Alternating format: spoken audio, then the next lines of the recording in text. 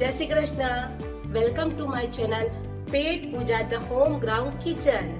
હું પૂજા આજે તમારી સાથે ગોટાળાની રેસીપી લઈને આવી છું. ગોટાળો એટલે કે જીવનમાં આપણે નાનો મોટો ગોટાળો તો કરતા જ હોઈએ છીએ, પણ ચાલો ને આજે ગોટાળાને જ ખાઈ લઈએ. તો હું તમારી સાથે સુરત ફેમસ ચીઝ પનીર ગોટાળાની રેસીપી લઈને આવી રહી છું. તો વિડીયોના અંત સુધી મારી સાથે જોડાયેલા રહેશો. ચાલો, ચીઝ પનીર ગોટાળા માટે કઈ કઈ સામગ્રી જોશે તે જોઈ લઈશું. હું અહીંયા 4 જણ માટે બનાવું છું. તમારે ઓછી વધતી ક્વોન્ટિટી કરવી હોય તે કરી શકો છો. મેં અહીંયા 200 ગ્રામ પાલક લીધેલી છે, 3 નંગ ડુંગળી, 2 નંગ ટામેટાં, 1 નંગ કેપ્સિકમ ત્રણેયને ચોપ કરીને રાખેલ છે, 50 ગ્રામ લીલું લસણ, 100 ગ્રામ ચીઝ, 200 ગ્રામ પનીર, 1.5 ચમચી જેટલું બટર, 1.5 ચમચી લસણની પેસ્ટ, 1.5 ચમચી આદુ મરચાંની પેસ્ટ, 1.5 ચમચી પાઉંભાજી મસાલો, 1 બાફેલું બટાકું, 50 ગ્રામ જેટલા લીલા ધાણા, 1 ચમચી ધાણા જીરું, 1 ચમચી કાશ્મીરી મરચું, 1 ચમચી રેગ્યુલર તીખું મરચું, અડધી ચમચી જીરું અને સ્વાદ મુજબ મીઠું. હવે આપણે રેસીપીની તૈયારી કરીશું. ચાલો,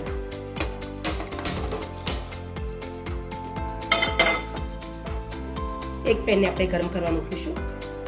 પેનમાં આપણે 1 ચમચી જેટલું તેલ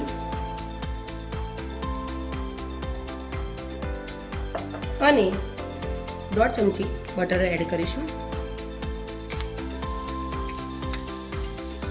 બટર અને તેલ ગરમ થાય એટલે એની અંદર આપણે જીરું નાખી દઈશું. જીરું શેકાઈ જાય પછી આપણે તેની અંદર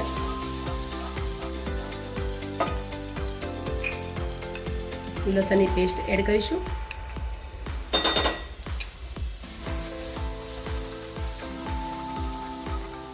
લસણની પેસ્ટ બાદ આપણે તેમાં આદુ મરચાંની પેસ્ટ એડ કરીશું.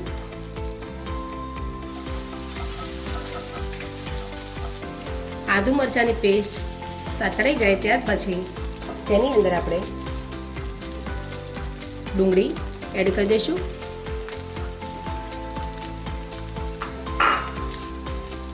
ડુંગળીને ધીમા તાપે સાતળવા દઈશું.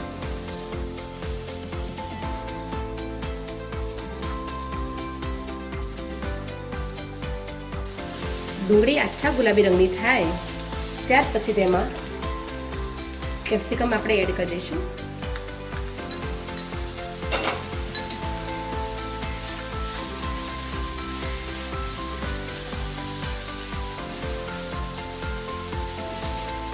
કેપ્સિકમ આપણે 1-2 મિનિટ સાતળાઈ જાય પછી તેમાં ટામેટાં આપણે એડ કરી દઈશું.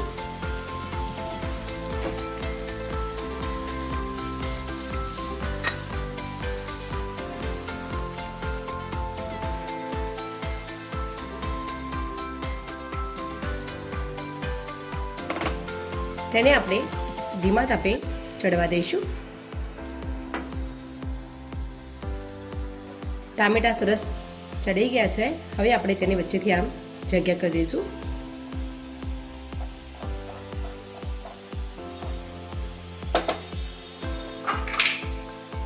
અને તેની અંદર થોડું તેલ ઉમેરીશું.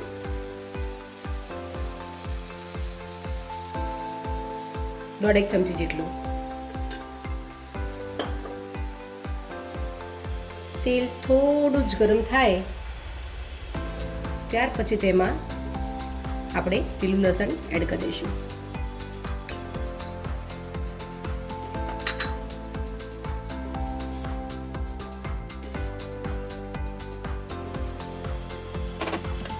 લીલા લસણને એડ કર્યા પછી આપણે તેની અંદર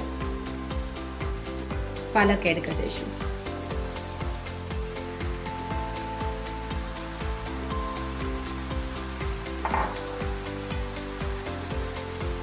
હવે તેને મિક્સ કરી દઈશું.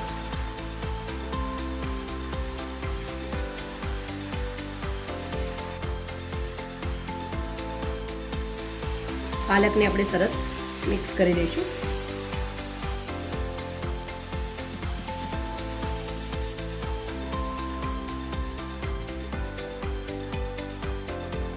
હવે તેની અંદર આપણે બાફેલું બટાકું છે તેને પણ મસળીને એડ કરી દઈશું.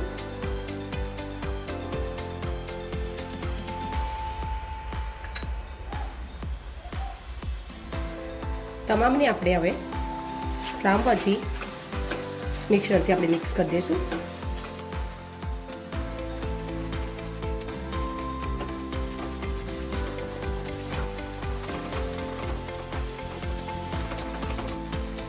પાલક ચડી જાય ત્યાર પછી તેની અંદર આપણે મસાલા એડ કરી દઈશું. 1.5 ચમચી જેટલો પાઉંભાજી મસાલો,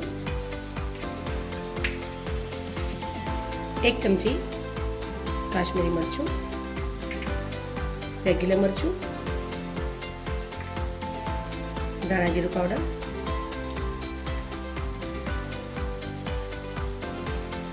સ્વાદ મુજબ મીઠું અને થોડી કોથમીર પર આપણે અંદર એડ કરી દઈશું.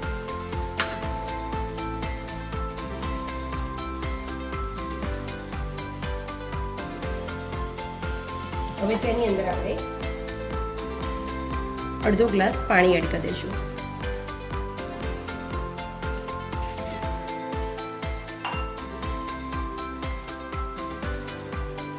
પાણી એડ કરીને તેને ચડવા દઈશું. પાણી એડ કર્યા બાદ 2 મિનિટ ચડે ત્યાર પછી આપણે તેની અંદર પનીર આપણે છીણીને એડ કરી દઈશું.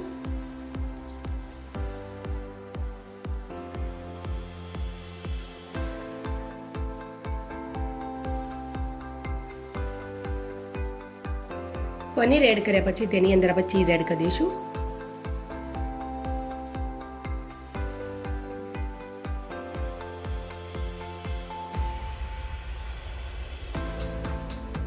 હવે આપણે મિક્સ કરી દઈશું.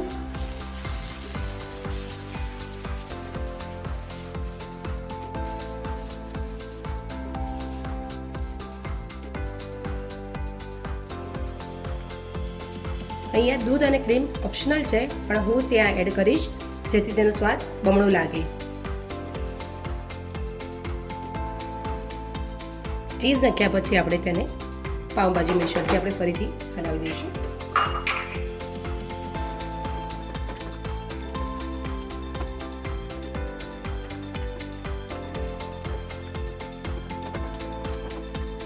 હવે તેને 5 મિનિટ ધીમા તાપે ચડવા દઈશું. તમે જોઈ શકો છો આપણો ગોટાળો સરસ રેડી થઈ ગયો છે. હવે તેને આપણે સર્વ કરી દઈશું. આ છે આપણો ચીઝ પનીર ગોટાળો. તે સુરતી પાઉં સાથે અને કચુંબર સાથે મજા જ પડી જાય છે, પણ ઘણા લોકો તેને પ્લેન ઢોસા સાથે પણ ખાય છે. તમને શેમાં ભાવે છે તે મને કોમેન્ટમાં અચૂકથી જણાવશો. Thank you.